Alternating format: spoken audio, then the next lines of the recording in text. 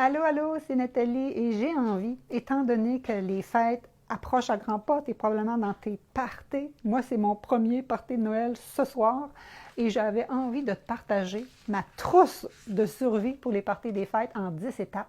Vraiment pour t'assurer que tu digères bien, que tu conserves ton énergie et que tu ne perdes pas nécessairement de poids pendant les fêtes.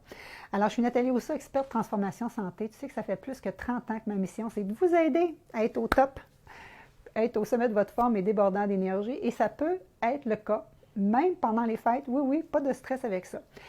Mon premier conseil, c'est justement d'arriver avec l'intention d'avoir une belle soirée et de ne pas trop manger. Parce que ce que les gens me disent, c'est que, oh mon Dieu, Nathalie, les parties des fêtes approchent, je vais encore trop manger, je vais encore prendre du poids, je vais encore être maganée le lendemain. Pourquoi se motiver? Pourquoi se préparer dans ce sens-là, alors que ton cerveau, c'est ultra puissant. Si c'est ça que tu te mets dans ta tête, c'est vers là qu'il s'en va, c'est vers là qu'il s'enligne. Donne-lui une autre orientation. Paye sur le GPS pour te dire, on garde nos bonnes habitudes. On va fêter. Ça va être festif. On va peut-être manger un petit peu plus riche que d'habitude, mais on n'est pas obligé de déborder. Donc, vraiment, tout part de ton intention. Numéro 2, hey, les gens, souvent, on va sauter un repas pour s'assurer de ne pas trop manger en soirée, de ne pas trop, justement, manger de calories. Et je te dirais que c'est la pire affaire à faire. Au contraire, tu risques d'arriver affamé puis manger là, en grande quantité les bouchées là, qui sont servies à l'apéro. Et c'est souvent à cet endroit-là qu'il y a le plus de calories. Je t'en reparle tantôt. Donc, mon conseil numéro 2, collationne avant d'arriver. Comme ça, tu vas être plus patient et ça sera moins difficile parce qu'on ne sait jamais à quel moment la nourriture va commencer à être servie.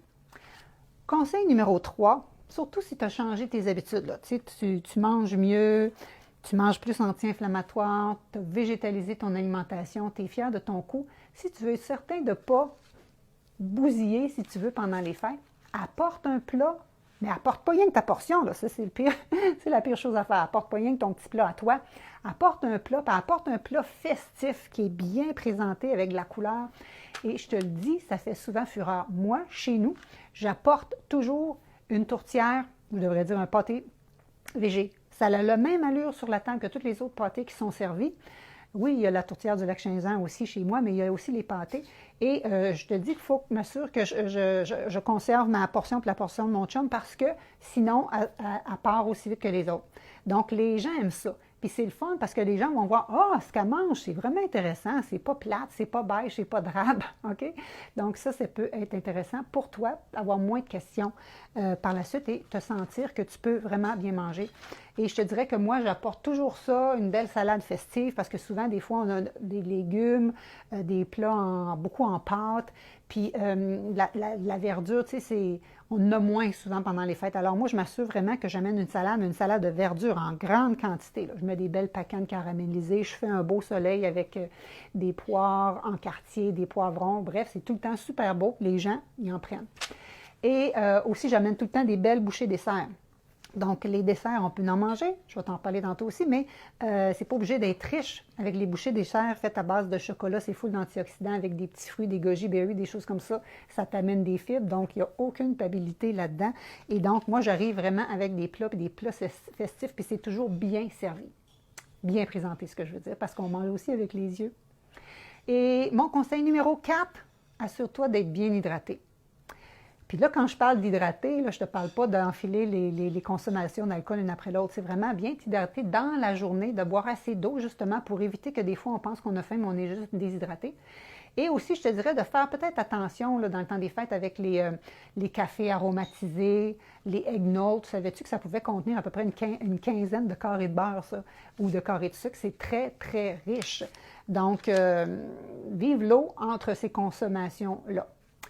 Mon conseil numéro 4, c'est, comme je te dis, tu peux manger de tout. Fais le tour du buffet pour t'assurer de regarder qu'est-ce qu'il y a, puis de faire la place dans ton estomac pour les aliments que tu veux vraiment manger. Moi, j'en veux d'en manger au dessert. C'est moi qui les apporte, je veux en consommer. Dans le temps, ma maman faisait des beignes. C'est pas quelque chose que je cuisine, je voulais absolument en goûter un. Donc, on fait de la place. On mange un peu de tout, des moins grosses portions. Et donc, vraiment, là, aucune raison de se restreindre. Mon conseil numéro 6, super important, ça serait de manger assis. Tu sais que des fois, on fait le tour, on mange, on a notre boisson dans nos mains, on pige un petit peu partout. Ton cerveau, il n'a pas le temps de voir combien de calories tu as mangé. Donc, je t'invite à faire une assiette et manger assis. Et si tu es pour manger des bouchées debout, je vais te dire le truc qu'une dame ici dans ma région qui donne de la formation sur les bonnes manières, elle nous suggérait qu'on devrait tout avoir dans une seule main. Mettons, ta coupe, elle se tient ici entre ton pouce et ton index. Tu as une napkin ici, puis là, tout ce que tu manges, ça devrait se tenir dans ta main. Donc, tu peux tenir ton verre et ta napkin et tes bouchées avec une main et manger avec l'autre. Donc, elle nous dit qu'on s'assure justement comme ça qu'on en mange moins parce qu'on les voit. On en a quelques bouchées seulement dans notre main. Donc, je te partage mon truc aussi. Mon conseil numéro 7, et là, je pense que c'est le plus important. Parce qu'un souper des fêtes, des fois, les gens peuvent facilement manger 2000-2500 calories. C'est des fois plus que ce que tu as besoin dans une seule journée. Et ça se passe souvent à l'apéro. Alors, pourquoi arriver automatiquement avec des chips, des calories vides qui ne bourrent pas, qui t'amènent justement bien de la calorie? Alors, moi, je t'invite à penser autrement et peut-être à faire attention à tout ce qui est fromage, à tout ce qui est bouché en pâte. Il y a déjà tellement de choses, les tartes, les pains, les pâtés avec la pâte. Donc, allez-y avec d'autres sortes de bouchées. Par exemple, justement dans mon livre de recettes menu de Noël, que je vous partage, là, si vous voulez, il est accessible. Je partage exactement là, les trucs que j'aime moi aux fêtes, dont ma fameuse tourtière. Donc, des bouchées, par exemple, de pois chiches épicés à la coriandre. Donc, ça t'amène, c'est des légumineuses, ça t'amène des protéines. Donc, ça t'aide à te rassasier justement avant ton repas principal. Des hummus et edamame, tantôt c'était les pois chiches à la lime, je veux dire.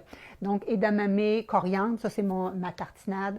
Des tartinades au lieu des hummus traditionnels, varions. Moi, j'en ai de toutes sortes. Donc, par exemple, mon pâté de tournesol là, que j'ai dans mon livre de recettes qui est vraiment savoureux. Donc, ça serait mes suggestions à ce niveau-là. Si vous avez des chips, vous pouvez penser aux chips plus nachos au maïs qui se mangent avec de la salsa ou de la guacamole. Donc, ça t'amène des légumes, ça t'amène de l'avocat qui est aussi riche en fibres et donc, ça te rassasie aussi plus davantage que des chips réguliers. Donc, à l'apéro. Et si jamais tu y vas dans les fromages, bien, tu peux penser essayer un fromage qui est végétarien. Mais faites attention, les fromages végés sont souvent aussi caloriques que les réguliers. C'est juste qu'ils ne seront pas avec les gras saturés qui sont moins bons pour tes vaisseaux. Super, j'arrive à mon conseil numéro 8. Prends une pause au lieu d'enfiler les entrées, le repas, le dessert. Prends une pause, des fois entre le repas et le dessert. Nous, c'est ce qu'on fait et on se met à jouer à des jeux, des fois pendant 2 heures. Donc, quand le dessert arrive, j'ai faim. Donc, les calories qu'on mange quand on a faim sont toujours mieux utilisées que quand on mange puis qu'on en a déjà jusqu'aux oreilles. Donc, prends une pause, va prendre une marche dehors pour aller voir les décorations. Comme je te dis, bouge, joue à des jeux, etc. Conseil numéro 9, un peu en lien avec le conseil numéro 4 de l'hydratation, c'est l'alcool. Ça ne me dérange pas que tu prennes de l'alcool. Moi, j'en prends pas. Mais si tu prends de l'alcool, hein, on dit de faire attention au niveau de la conduite par la suite, c'est certain. En fait, tu ne devrais même pas conduire. Mais donc, tu peux consommer l'alcool que tu veux, mais vraiment coupe avec des verres d'eau entre chaque consommation. Et je te dirais que les nouvelles recommandations, là, à partir de 3 consommations, on voit des risques pour la santé. Donc, quand tu as pris 1 verre, 2 verres, mettons maximum 3 dans ta soirée, ça pourrait être correct. Mais pense aussi, moi je ne prends pas d'alcool, puis des fois on veut toujours me servir quelque chose. Donc, j'aime me servir quelque chose dans un beau verre, puis qu'il y a de l'air festif. Donc, pense au mocktail. Par exemple, un mocktail que tu peux facilement faire, c'est tu prends du jus de canneberge non sucré avec du ginger ale, donc boisson gingembre. Tu peux ajouter le jus d'une demi-lime. Tu vas mettre des beaux glaçons de canneberge congelés là-dedans. Et tu vas mettre des quartiers d'orange, des feuilles de menthe, par exemple. Tu peux même mettre une anis étoilée, un bâtonnet de cannelle. Ça fait des super beaux verres festifs, puis c'est délicieux. Si tu n'aimes pas vraiment trop le jus de canneberge, tu peux couper moitié-moitié ou 2 pour 1 avec du jus d'orange ou du jus de pomme à la place. Et donc, c'est parfait. Puis si tu veux, tu peux ajouter une alcool. Il y a des alcools, je veux dire, par exemple, de la vodka sans alcool. Il y a plusieurs belles boissons sans alcool au Québec, donc ça peut être une occasion d'encourager nos entreprises locales. Et moi, ma 10e suggestion, écoute bien, ça serait de te préparer à répondre à des questions. Si tu es dans ta famille, peut-être moins, mais si tu t'en vas en gang, puis que tu es comme moi végétarien, puis que là, tu n'as pas envie de te faire dire c'est où tu trouves tes protéines ou ces choses-là, pense-y à l'avance.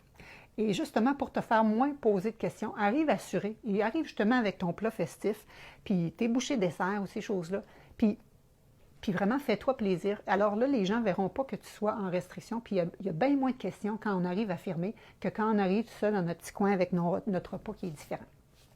Donc, je te résume ça en rafale. 1, pars avec une belle intention que tu vas garder tes belles habitudes. 2, prends une collation avant.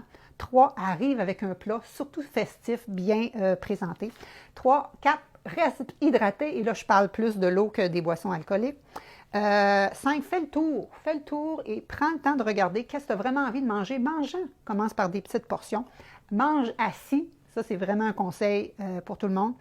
Et mastique. Et numéro 7, vraiment à l'apéro, comme je t'ai dit, mes suggestions qui sont plus riches en fibres, qui sont plus riches en protéines, en glucides, comme les hummus, les pois chiches épicés, ces choses-là, vraiment pour t'amener un bon fond là, qui te fait patienter. 8, prends une pause. 9, limite l'alcool ou pense au mocktail ou dans le fond, aux boissons non alcoolisées. Et prépare-toi. Prépare ton mindset à des questions éventuelles. Et souvent, les gens, juste pour faire une blague en passant, nous disent où est-ce que tu manges tes protéines. Il faut savoir que les gens mangent en général 1,5 fois, 2 fois trop de protéines par rapport à leurs besoins. Et ça amène d'autres problèmes d'inflammation et autres. Et les gens mangent le tiers des fibres dont ils ont besoin. Donc, sois confiant que ce que tu fais, c'est bien pour toi, bien pour ta santé, bien pour la planète et laisse faire, si on veut, les commentaires. Et change de sujet. Si ça s'en vient trop, là, hein, c'est comme la politique, on ne veut pas parler de ça pendant les fêtes, change de sujet. Alors voilà, c'était mes conseils. Si tu as besoin d'aide pour optimiser ta santé, je te prépare un super défi Happy New You les 16, 17 et 18 janvier. Si tu fais partie de mon infolette, tu vas recevoir les informations d'ici 2 jours et c'est tout à fait gratuit. Donc, c'est ma façon à moi de t'aider à repartir l'année du bon pied et toujours là pour t'aider à optimiser ta santé. Donc, voilà, lequel des 10 stratégies vas-tu appliquer à ton prochain party? Ciao, ciao!